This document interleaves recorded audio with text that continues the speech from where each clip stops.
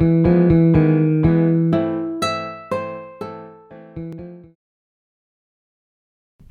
y a un aspect qui est intéressant aussi dans les problématiques de couple, c'est l'interférence entre le couple et la famille d'origine de l'un ou la famille d'origine de l'autre. Alors profitons d'être à la réunion pour en parler. Quelquefois, la famille qui donne, qui prête, qui loue une maison qui appartenait à la génération précédente ou une maison de famille au jeune couple, et qui par là même se sent autorisé à intervenir, à entrer et à interférer sur le couple en construction. Et l'autre porte d'entrée, ce sont les enfants. À partir du moment où on confie ses propres enfants à sa mère, à sa belle-mère, enfin aux grands-parents des enfants, on s'aperçoit que la génération du dessus interfère sur la génération du dessous en passant par l'éducation des enfants.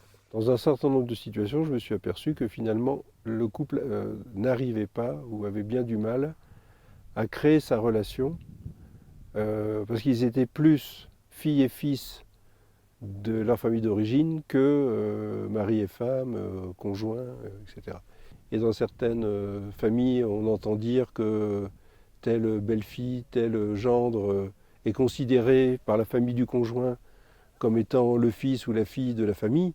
Ça, c'est très sympathique au départ, mais ça devient très dangereux parce que le couple est phagocyté, absorbé par la famille de l'un ou de l'autre. Et au bout d'un certain temps, il ne faut pas s'étonner si ces deux personnes ont des difficultés dans leur relation sexuelle, voire même non plus de sexualité, puisque si ma femme devient la fille de ma famille, elle devient ma sœur, et donc il s'agirait d'inceste.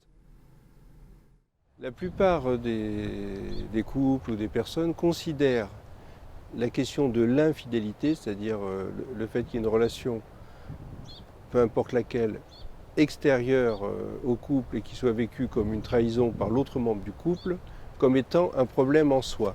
En fait, pour le psychothérapeute, il s'agit d'un symptôme, c'est-à-dire que c'est un signal d'un autre dysfonctionnement qui amène le couple à consulter. Donc pour nous, c'est plutôt une bonne chose. C'est plutôt un indice qui va mettre le doigt, qui va mettre le couple au travail pour lui permettre de réfléchir sur sa relation, pour tenter de modifier leurs interactions et tenter de faire en sorte que cette relation s'améliore. Mais elle peut être aussi la révélation d'un désaccord profond au sein du couple qui mènera ce couple à la séparation. Donc moi je dirais que la relation extra-conjugale, c'est un peu un signal d'alarme qui permet au couple d'aller plus loin.